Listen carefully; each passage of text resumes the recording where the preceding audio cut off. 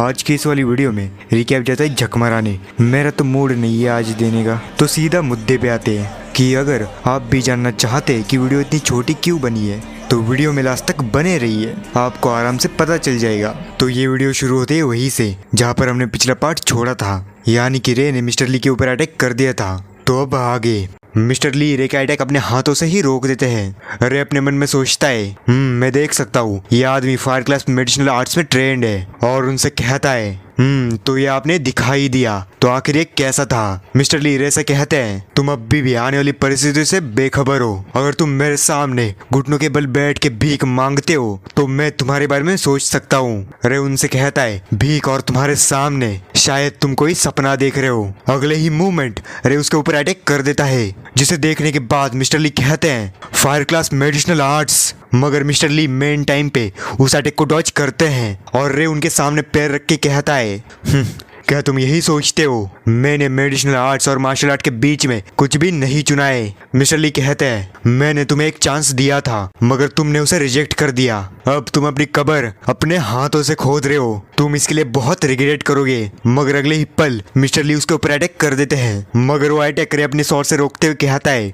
यहाँ पर जो भी कोई रिग्रेट करेगा वो तुम होगे। मिस्टर ली चौंकते हुए कहते हैं ये सरासर इम्पॉसिबल है, क्योंकि यहाँ पर क्लियरली मेरे रेल्म इसके रेल्म से 2 लेवल्स ऊपर है। तब रे उसकी तरफ आते हुए कहता है क्या तुम्हें पता है, और उसके ऊपर अटैक करते हुए कहता है कि जब मैंने स्टार्ट किया था तब ये तुम्हारे से कम्प्लीटली डिफरेंट था। देन उनके ऊपर अटैक कर देता है, मगर मिस्टर ली भी उस अटैक को ब्लॉक करते हैं, मगर वो अटैक बहुत ज्यादा ही पावरफुल था, जिसके कारण उनके मुंह से खून निकलता है। रे कहता है मगर मैं एक ही बात कहूंगा, और अगले ही मूवमेंट उनके ऊपर अटैक करते हुए कहता है अगर तुम सामने वाले को छोटा समझ के अंडर एस्टिमेट करते हो तो इससे नुकसान तुम्हारा ही है, और उनके ऊपर अटैक कर देता है, मगर मिस्टर ली से बाल बाल बच जाते हैं। अगले सीन में हाँपते हुए रे से कहते हैं मैं इस ह्यूमिलेशन को कभी भी नहीं भूलूंगा। तब यहाँ से चले जाते हैं। इस फाइट के कारण रे भी काफी ज्यादा थक चुका था, और तो और उसके हाथों से भी खून निकल रहा था। तब यून उसके पास आके कहती है रे क्या तुम ठीक हो, और तुम्हारे हाथों से तो खून भी निकल रहा है। रे कहता है हाँ मैं ठीक हूँ और मुझे कुछ भी नहीं हुआ है, मगर मैं एक बात जानता हूँ अगर मेरे पास मेरे फादर की स्वॉर्ड नहीं होती तो मैं इतना कॉन्फिडेंट नहीं होता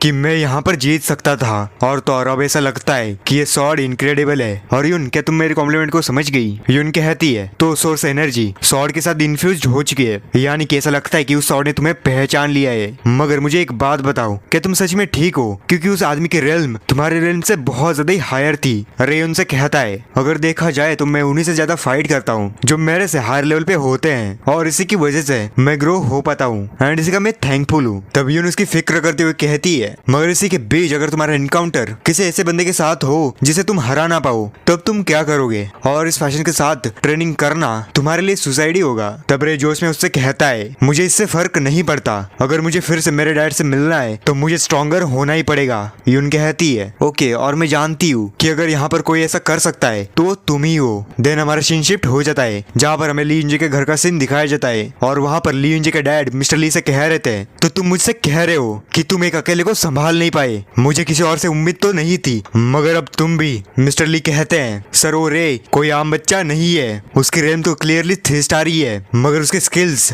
अनप्रेडिक्टेबल है। तुम जो कि अब 6 स्टार में पहुंचने वाले हो वो यहाँ पर एक्सक्यूजेस बना रहा है। मिस्टर ली कहते हैं मुझे लगता है कि रे इतने शॉर्ट टाइम में इतने सारे अचीवमेंट को अचीव कर रहा है तो ये कहीं ना कहीं उस लेजेंडरी ग्रुप से रिलेटेड हो सकता है। तब ली यून जी के डैड कहते हैं तो तुम वुल्फ पैक के बारे में कह रहे हो जो कि बहुत पहले गायब हो चुका है। तब मिस्टर ली कहते हैं कि हाँ, और तो और इस टाइम उसके पास वो स्वॉर्ड भी थी, अगर वो स्वॉर्ड उसके पास ना होती तो मैं उसे पकड़ के यहाँ पर ले आता। ली यून जी के डैड कहते हैं क्या सच में तुम ये कह रहे हो, अब मुझे ये बताओ कि क्या तुमने उसे इन्विटेशन दिया। मिस्टर ली कहते हैं कि हाँ मैंने उसे दिया था मगर उसने रिफ्यूज कर दिया। ली यून जी के डैड कहते हैं चाहे कुछ भी हो जाए उसे पार्टिसिपेट बनाओ, अगर हम उसे ऑफिशियली मारना चाहते हैं तो हम उस कंपटीशन में उसे मार सकते हैं, और हाँ ली यून जी के भविष्य के लिए उसे मरना ही पड़ेगा। मिस्टर ली कहते हैं कि हाँ मैं समझ गया, अगले सीन में हमें मार्शल आर्ट एसोसिएशन हॉल दिखाया जाता है जहाँ पर बहुत सारी बड़ी हस्तियां प्रेजेंट होती है। वहाँ पर एक शख्स कहता है कि ली फैमिली ने जिसे रिकमेंडेड किया था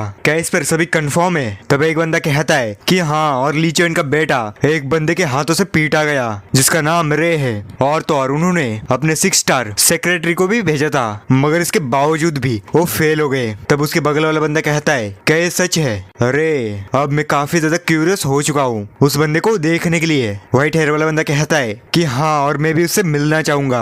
तब एक बंदा कहता है ऐसा है कि ली फैमिली उस बंदे को इस कंपटीशन के थ्रू मरवाना चाहती है। और तो और एक टाइम पहले हम भी जवान खून हुआ करते थे जो कि सिर्फ फाइट किया करते थे, तो अब हमें एक स्टेप आगे बढ़ाते हुए उसे प्रोटेक्ट करना चाहिए। तो अब इस पॉइंट पे उसे ऑफिशियल इनविटेशन भेजे। तब उसके बगल वाला बंदा कहता है हाँ, ये सुनने में अच्छा लग रहा है। अगर 4 बड़े परिवार उसके पीछे खड़े रहते हैं तो मुझे नहीं लगता कि ली चुआन इसे आगे खींचेगा। इस पे व्हाइट हेयर वाला बंदा भी एग्रीड होता है और वो बंदा अपने मन में सोचता है ली चुआन क्यों, अब की बार जो तुम्हें चाहिए वो कभी भी नहीं मिलेगा। उसके बाद हमें मिस्टर कू के जिम का सीन दिखाया जाता है जहाँ पर रे और यून आए थे। तब उसके फोन में एक मैसेज आता है जो कि मार्शल आर्ट एसोसिएशन के तरफ से था जिन्होंने उसे इनवाइट किया था। तब रे कहता है अगर मैं इस कंपटीशन में पार्ट लेता हूँ तो ऐसा लगेगा कि मैं ली फैमिली के हाथों से नचाया जा रहा हूँ और ये मुझे इजी बिल्कुल भी नहीं लग रहा है। यून कहती है अगर दूसरी तरफ से देखा जाए तो ये तुम्हारे लिए एक चांस हो सकता है अलग अलग प्रैक्टिशनर से मिलने का और ये तुम्हारे ट्रेनिंग पे हाथ बैठाने के लिए एक बेनिफिशियल चांस हो सकता है। अरे कहता है अगर मुझे अपने डैड के डेथ के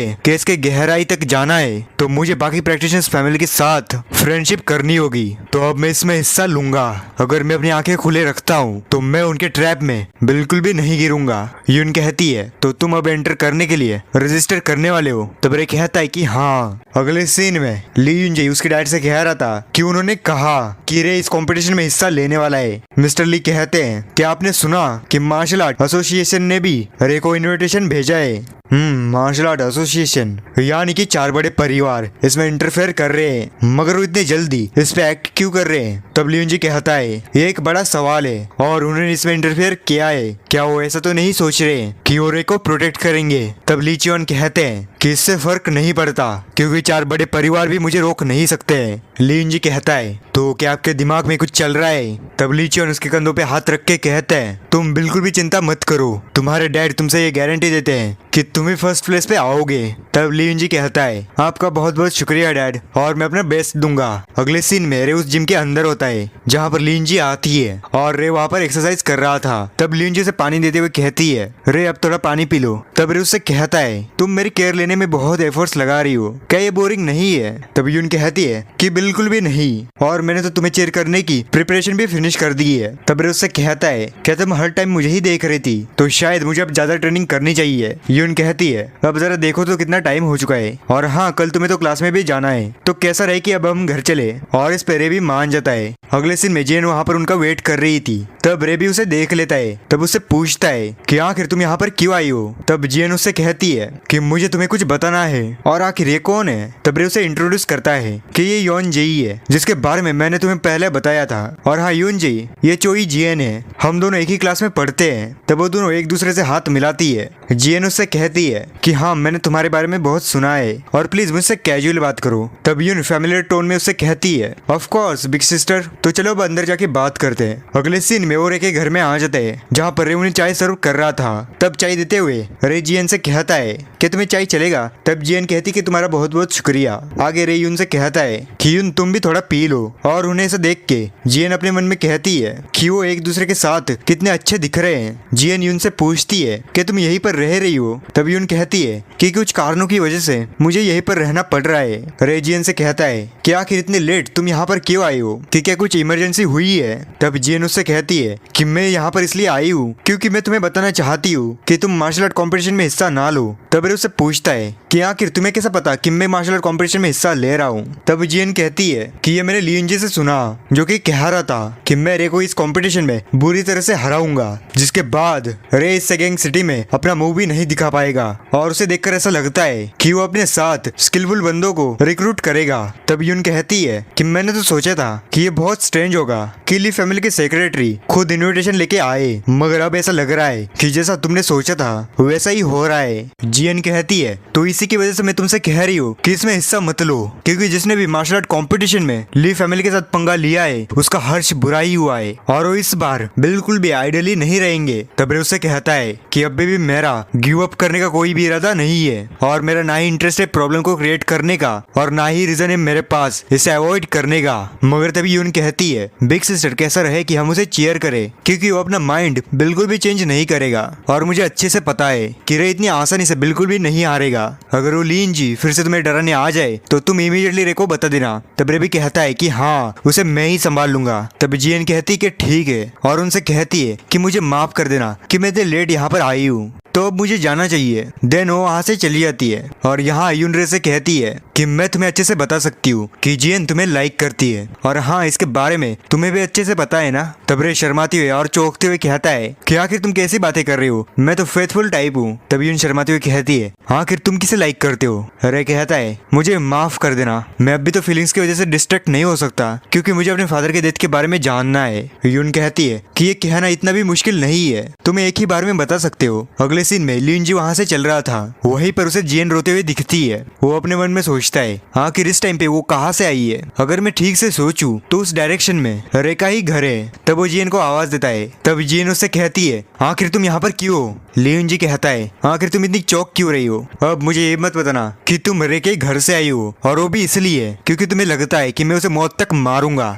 तुम इसका जवाब नहीं दे रहे हो, यानी कि मैं राइट हूँ, मगर तुम रो क्यों रही हो, आखिर उसने तुम्हारे साथ किया क्या। तब जियन उसके ऊपर चिल्लाते हुए कहती है मैं रोऊं या फिर कुछ भी करूं, आखिर इससे तुम्हें क्या, तुम अपने काम से काम रखो। तब लीजियन उसका हाथ पकड़ते हुए कहता है क्या तुम्हें वो बंदा अच्छा लगता है और उसी की वजह से तुम मेरे प्रति कोल्डली एक्ट करती हो। जियन कहती है कि हाँ तुमने सही कहा और तुम उसका कुछ भी उखाड़ नहीं सकते हो। तब लीन जी उसे कुछ देते हुए कहता है कि तुम अब बस देखो कि मैं उसे कैसे कुचलता हूँ, वो भी मेरे हाथों से, और वो मार्शल आर्ट कॉम्पिटिशन का टिकट होता है। तब जियन उससे कहती है कि बेवकूफ मत बनो, अरे तुमसे कभी भी हारने वाला नहीं है। लिन जी कहता है अब हम तब बात करेंगे जब रिजल्ट आएगा। देन हमारा सीन शिफ्ट हो जाता है जहाँ पर हातायंग उसके डैड से फोन पे बात कर रहा था। वो कह रहे थे क्या तुम दिमाग से पैदल हो, आखिर तुम सूंग को वहाँ पर कैसे भेज सकते हो, क्या तुम भूल गए कि प्रेसिडेंट ने कहा था कि तुम्हें ऐसा कुछ भी स्टार्ट नहीं करना है। तब हातायंग कहता है डैड अगर मैं उसे भेजता नहीं तो मैं मिस तक नहीं पहुँच पाता, मगर मिस ने कहा कि वो वहाँ से नहीं आएंगी, अगर आना हुआ तो उनकी लाश आएगी। एंड उनकी ये बातें सूंग पीछे से सुन रहा था। हातायंग के डैड उससे कहते हैं अब रे की जिंदगी कुछ ही दिनों की बची हुई है क्योंकि प्रेसिडेंट ने कहा है कि वो रे को मारने का मार्शल आर्ट कॉम्पिटिशन में कोई ना कोई रास्ता निकाल ही लेंगे, अगर लेडी डिसअपॉइंट होती है तो वो खुद वापस आएंगी। हातायंग कहता है कि हाँ मैं समझ गया, एक और बात मेरी सुनो कि सूंग के ज्यादा क्लोज मत जाना, वो तुम्हारी बात एक ही बार मानेगा, बाद में चीजों को खींचेगा। हातायंग कहता है कि हाँ मैं समझ गया, अब मैं बाहर जा रहा हूँ तो मैं फोन रख रहा हूँ। देन वो फोन रखने के बाद कहता है मार्शल आर्ट कॉम्पिटिशन, आखिर वो किसे भेजने वाले हैं। तब हातायंग के पीछे से सूंग कहता है मैं पार्टिसिपेट करूंगा। तब हातायंग चौंकते हुए उससे कहता है आखिर तुम यहाँ पर क्या कर रहे हो और कब से तुम हमारी बातें सुन रहे थे। सूंग कहता है मेरा ऐसा कोई भी इंटेंशन नहीं है, मगर मैंने सब कुछ सुन लिया है, तो तुम अब मुझे कंपटीशन के लिए भेजो ताकि मैं अपने ह्यूमिलेशन का बदला ले सकूं। हातायंग कहता है क्या तुम ये कर पाओगे क्योंकि रे ने तुम्हें पिछली बार हराया था। सूंग गुस्से में उससे कहता है कि नहीं, उस टाइम किसी ने उसकी मदद की थी और उस कंपटीशन में कोई भी उसकी हेल्प नहीं कर पाएगा। हातायंग कहता है ठीक है, मगर एक कंडीशन पे। सूंग कहता है कौन सी। हातायंग कहता है बिना किसी सस्पिशियन के रे को मार डालो। अगले सीन में हमें मार्शल आर्ट कंपटीशन का सीन दिखाया जाता है और ये मार्शल आर्ट कंपटीशन ये हर 3 साल बाद होती है जो कि 1 वीक तक चलती है, और जो भी इस टूर्नामेंट को जीतेगा वो पार्टिसिपेंट फाइनल्स के लिए कैपिटल में जाएगा। अगर कोई सेकेंड सिटी का रिप्रेजेंटेटिव बन के फाइनल्स तक जाता है तो उसके रिजल्ट के तौर पर वो कैपिटल के बड़े परिवारों द्वारा सिलेक्ट हो सकता है और अपना एक नया रास्ता बना सकता है। यहाँ पर फर्स्ट राउंड में पार्टिसिपेंट्स को 50 के ग्रुप्स में डिवाइड किया जाता है, जिसमें फर्स्ट राउंड मॉर्निंग का होगा और दूसरा राउंड आफ्टरनून का होगा, और इसमें 2 घंटे तक वो ब्लडी बैटल को करेंगे। अगर एक बार टाइम लिमिट खत्म हो जाती है तो जो भी रेड सर्कल के अंदर खड़े होंगे तो वही नेक्स्ट राउंड में जाएंगे। अगले सीन में यून रे से कहती है अगर क्या हो कि वो एक से फाइट करे तब उसके बाद क्या होगा, क्या वो एडवांस में जा पाएंगे। तब रे उससे कहता है यहाँ पर मैक्सिमम 20 लोग ही एडवांस में जा सकते हैं, मुझे लगता है कि वो ओवर टाइम में जाएंगे। तब यून कहती कि हाँ मैं देख सकती हूँ। एंड यहाँ पर लियून जी ने वो मैच जीत ली थी। तभी यून रे से कहती है कि आखिर यहाँ पर चल के आ रहा है, कि ऐसा नहीं लग रहा है कि वो लोग उसे प्रोटेक्ट कर रहे हैं। यहाँ पर सरासर दिख रहा है कि वो चीटिंग कर रहा है। तब रे कहता है कि मुझे इसके बारे में अच्छे से तो नहीं पता है, मगर इस टाइप के मैच के लिए और तो और इस टाइप के लोगों के लिए रूल्स अलाउ नहीं है। यहाँ पर लियून जी रे को ही देख रहा था। तब लियून जी रे से कहता है, ओ रे तो तुम सच में आ गए। रे उससे कहता है, आखिर तुम कहाँ पे देख रहे हो, अपनी फाइट पे ध्यान दो। मगर तभी वहाँ पर जेन आ जाती है और रे को आवाज देती है। तब यून भी उससे पूछती है, ओ बिग सिस्टर क्या तुम यहाँ पर मैच देखने के लिए आई हो। तब जेन कहती है कि मुझे ये टिकट लियून जी ने दिया और मैं इस टाइप के मैच को देखने के लिए बहुत ज्यादा ही क्यूरियस हूँ। और हाँ रे तुम्हें क्या लगता है, क्या तुम जीत सकते हो। तब रे उससे कहता है कि ऑफ कोर्स मैं जीतूंगा ही। और उन्हें देखकर लियून जी से अपने मन में गाली देता है और उससे कहता है तुम बस मेरा वेट करो, मैं तुम्हें अपने हाथों से कुचल के रख दूंगा। मगर तभी एक बंदा उसके पीछे से अटैक करता है, बट लियून जी उसे एक जोरदार किक मारता है और ये देखकर सभी लोग उसकी तारीफ कर रहे थे। वहाँ पर हमें उनसे पता चलता है कि लास्ट टाइम जो इस टूर्नामेंट को जीता था वो उसी की फैमिली में से एक था और उन्हें लियून जी को देखकर ऐसा लगता है कि इस बार भी वही जीतेंगे। तब रे भी कहता है कि जैसा कि ली फैमिली से एक्सपेक्टेड था। तब यून उससे कहती है कि रे तुम्हें उसके बारे में ज्यादा पता नहीं है तो तुम केयरफुल रहना। जेन भी उससे कहती है कि हाँ रे हमें नहीं पता कि वो कौन सी चाल चलेंगे, इसलिए तुम केयरफुल रहना। अरे उनसे कहता है कि तुम मेरी फिक्र बिल्कुल भी मत करो, यहाँ पर मैं ही जीतूंगा। अगले सीन में वहाँ पर रे की बारी आती है। अनाउंसर कहता है यहाँ पर स्टार्ट होता है, मगर अगले ही मोमेंट वहाँ पर सभी लोग रे को घेर लेते हैं। यून कहती है कि उन्होंने कहा था कि ये बैटल रॉयल है, मगर वो सभी रे को ही मारना चाहते हैं। जियन कहती है इसे देखकर ऐसा लगता है कि लियून जी ने इसे प्रिपेयर किया होगा और इसके बारे में मुझे चेक करना चाहिए। और वो वहाँ से जाने ही वाली होती है, मगर इतने में वहाँ पर लियून जी आता है जो उससे कहता है आखिर तुम क्या करना चाहती थी, तो तुम चिंता में हो कि रे यहाँ पर मारा जाएगा। जियन कहती है तो ये सब कुछ तुमने किया। यून भी कहती है तुम चाहे कुछ भी करो मगर यहाँ पर रे ही जीतेगा। लियून जी कहता है क्या सच में तुम्हें ऐसा लगता है, तो तुम अपने आंखों से देखो कि रे कैसे अपने रहम की भीख मांगता है। और वो वहाँ से निकल लेता है, मगर जियन पीछे से कहती है कि रे यहाँ पर हार ही नहीं सकता।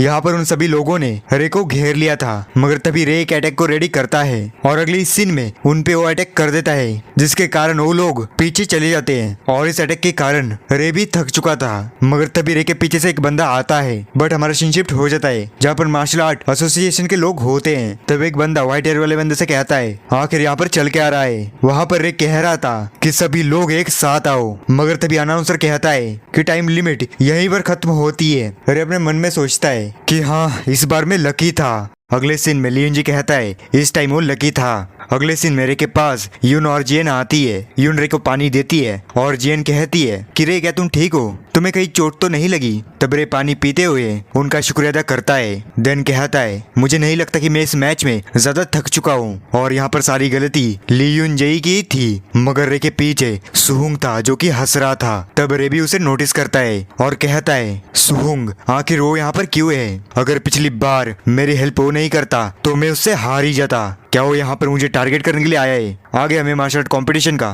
तीसरा दिन दिखाया जाता है, जहाँ पर अनाउंसर कहता है कि इसमें कुछ रैंडम ड्राइंग्स होंगी ताकि सेकंड राउंड में हम ग्रुप्स को बना सके। हर ग्रुप में 10 लोग होंगे और ऐसे ही 8 ग्रुप्स रहेंगे। हर ग्रुप के 10 लोग ड्रॉ के ऑर्डर में बैटल में जाएंगे और बैटल विन स्टिक सिस्टम को फॉलो करेगी और जो फाइटर आखिर तक खड़ा रहेगा वही अगले राउंड में जा पाएगा। यहाँ पर जियन कह रही थी जो भी पर्सन सबसे पहले पिक करेगा वही डिसएडवांटेज में होगा, एटलीस्ट उसे आउटकम को तो अवॉइड करना ही चाहिए। यून कहती है कि हाँ तुमने सही कहा। अब फर्स्ट राउंड यहाँ पर ऑलरेडी चैलेंज कर रहा है और वो शुरुआत में ही पिक कर रहा है और वहाँ पर रे उस बॉक्स में से चिट्ठी निकाल रहा होता है। निकालने के बाद अनाउंसर कहता है रे तुम ग्रुप नंबर 1 में नंबर 1 हो। वहाँ पर लियून जी रे से कह रहा था अच्छे से फाइट करना। अगले सीन में वो भी एक नंबर को निकालता है जिसका ग्रुप 8 होता है और उसका नंबर 10 होता है। यहाँ पर जियन कहती है कि ये इम्पॉसिबल है। यून कहती है ऐसा चीटिंग करे बिना हो ही नहीं सकता। दूसरी तरफ ली चुआन कहता है क्या ये लक नहीं है और लक भी एक स्किल है। तब एक बंदा उसी की तरफ देखता है। आगे व्हाइट हेयर वाला बंदा कहता है क्या हो उसके पास लक है, मगर इसका पॉइंट ही क्या है कि उसके पास स्किल ही ना हो। ली चुआन कहता है तुम बस वेट करो और इसे देखो। वहाँ पर रे की मैच चल रही थी, यानी कि ग्रुप नंबर 1 से रे और उसके सामने जंग डुंग यून नाम का एक बंदा होता है, जहाँ पर वो दोनों फाइट के लिए रेडी होते हैं। रे मन में सोचता है कि मैं अभी लकी हूँ कि मेरा अपोनेंट 2 स्टार लेवल के लेटर स्टेज पे है। अगले सीन में वो बंदा रे के ऊपर अटैक कर देता है। रे भी उसके ऊपर अटैक करते हुए कहता है मुझे माफ कर देना।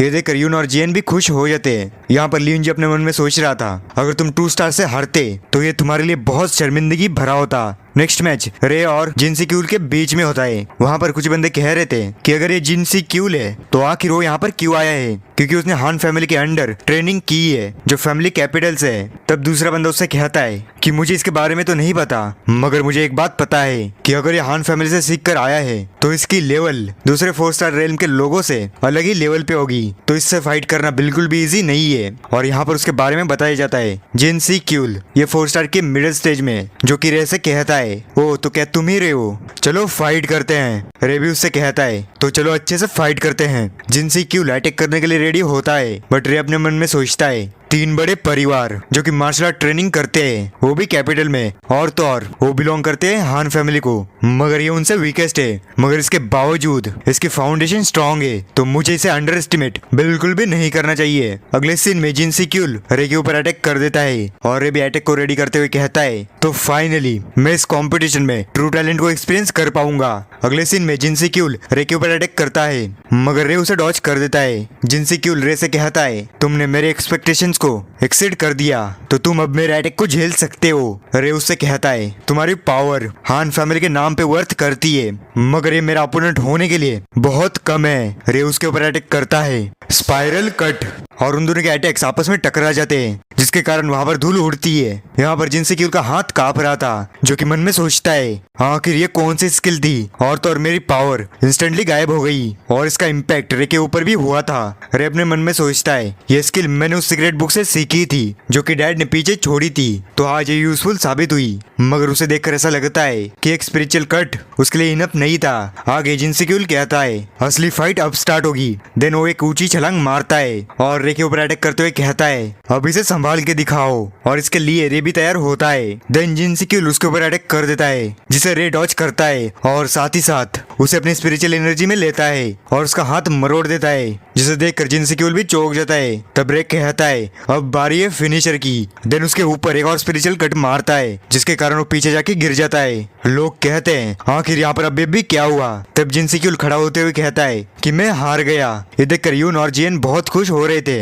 लीचन अपने मन में सोचता है हान फैमिली की स्किल्स वो भी इस अमाउंट में ये कितना ज्यादा पैथेटिक है। व्हाइट हेयर वाला बंदा कहता है तो ऐसा लगता है कि रे जीत चुका है। लक एक स्किल हो सकती है, मगर इसके बावजूद क्या स्किल्स अच्छी नहीं थी। लीचन कहता है ये हम कंपटीशन ओवर होने के बाद ही देखेंगे। और वहाँ पर रे जिनसी क्यूल से पोलाइटली कहता है मैं यहाँ पर जीत चुका हूँ, मगर मैंने आज बहुत कुछ सीखा है और इसके लिए मैं आपसे तहे दिल से शुक्रिया अदा करता हूँ। तब जिनसी क्यूल कहता है मुझे तुमसे एक बात कहनी है कि अगर तुम्हारे कभी भी कैपिटल में काम हो तो तुम मुझे कांटेक्ट कर सकते हो और वहाँ पर मैं तुम्हें असिस्ट करूंगा। इससे रे भी खुश हो जाता है। आगे अनाउंसर कहता है कि सेकंड राउंड यहीं पर खत्म होता है। अब हम सारे ग्रुप्स के विनर्स के नाम आपको बताएंगे। ग्रुप नंबर 1 से है रे, ग्रुप नंबर 2 से सियोक जुन, तीसरे ग्रुप से बोंगटाई मैन। यहाँ पर 20 मिनट के ब्रेक के बाद थर्ड राउंड शुरू होगा। अगले सीन में यून और जियन रे के पास आते हुए कहती है कि रे तुम्हारा मैच काफी ज्यादा औसम था। जियन कहती है तुम्हारी मैच बहुत अच्छी थी रे। रे पानी पीते हुए उनका शुक्रिया अदा करता है। देन उनसे कहता है कि मुझे 7 मैचेस और जीतनी होंगी। तब यून उससे कहती है कि मैंने प्रैक्टिशनर्स के लिस्ट को देखा है, जिसमें सुहुंग 6 नंबर का फाइटर है और वो भी फर्स्ट ग्रुप से।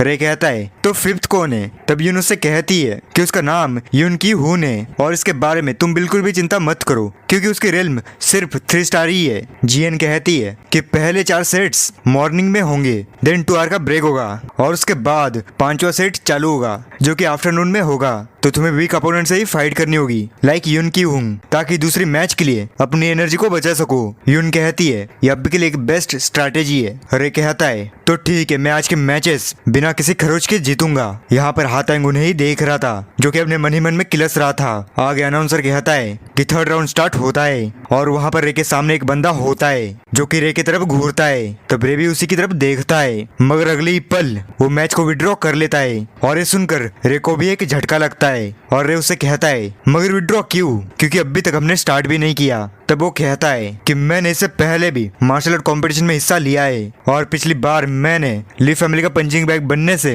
मना किया था, मगर उन्होंने मेरे टेंडोन्स को स्लाइस कर दिया। तब रे कहता है वो कमीने। वो बंदा कहता है कि मेरे पास इतनी पावर नहीं है कि मैं उन्हें हरा सकूं, मगर मैं तुम्हारे साइड में हूँ, तो प्लीज जाओ और जाके मेरा भी बदला लो। तब रे उससे कहता है तुम इसकी बिल्कुल भी फिक्र मत करो, तुम्हारा बदला अब मैं लूंगा।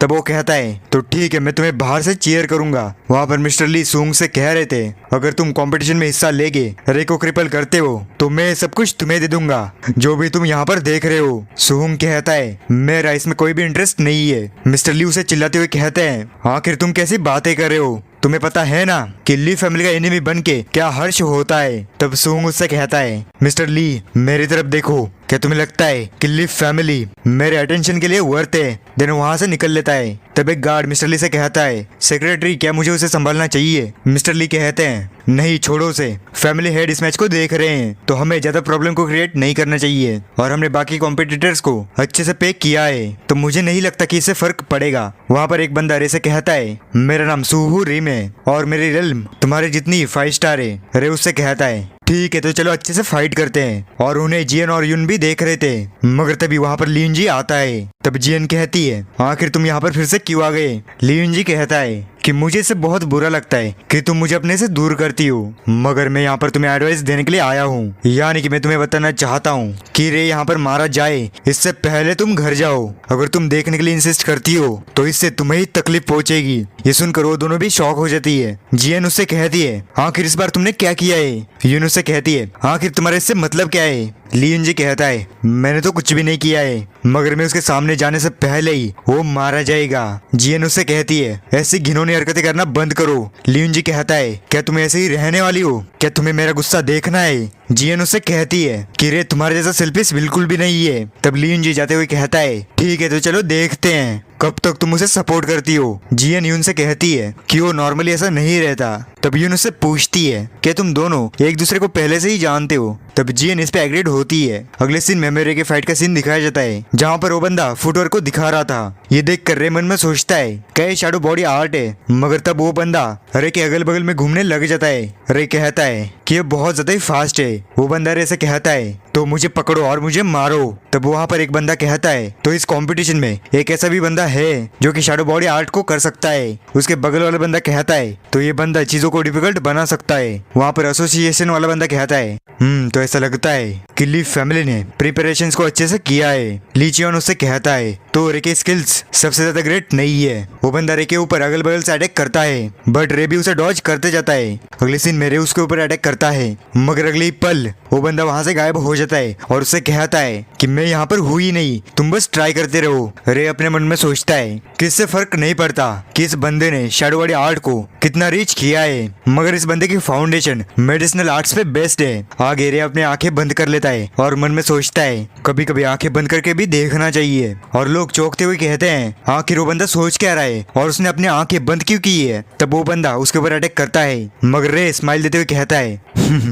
मैंने ढूंढ लिया, और अगले ही मूवमेंट उसके ऊपर अटैक कर देता है जो सीधा उसे हिट होता है। अगले सीन में वो बंदा हाँफते हुए रे से कहता है मैंने देखा था तुम्हारी आंखें बंद थी। रे उससे कहता है कि हाँ तुमने सही कहा, मगर मैं सब कुछ सुन सकता हूँ। तुम्हारी शैडो बॉडी आर्ट फ्लैशी थी, मगर तुम्हारा कोर अभी भी अनरिफाइंड था। तब वो बंदा कहता है क्या तुम्हें लगता है कि तुम मेरे से एक बार जीतने के बाद मुझे लेक्चर देने के लिए क्वालिफाई हो? अगर ली फैमिली ने ये डिसाइड कर लिया है कि तुम उसके एनिमी हो तो तुम फाइनल तक मरोगे। तब रे उससे कहता है कि मैं तुम्हारे एडवाइस के लिए अप्रिशिएट करता हूँ, मगर अब भी तुम्हें तुम्हारे बारे में सोचना चाहिए। अगर तुम मुझे हरा नहीं सकते हो तो बाद में जाकर तुम स्काउट फ्री हो जाओगे। तब ली चियोन वहाँ पर खड़ा होता है और वहाँ से जा ही रहा होता है, मगर इतने में व्हाइट हेयर वाला बंदा कहता है क्या तुम इतने जल्दी जा रहे हो और कंपटीशन भी अभी खत्म नहीं हुई है। ली चियोन इस पे कुछ भी रिप्लाई नहीं देता।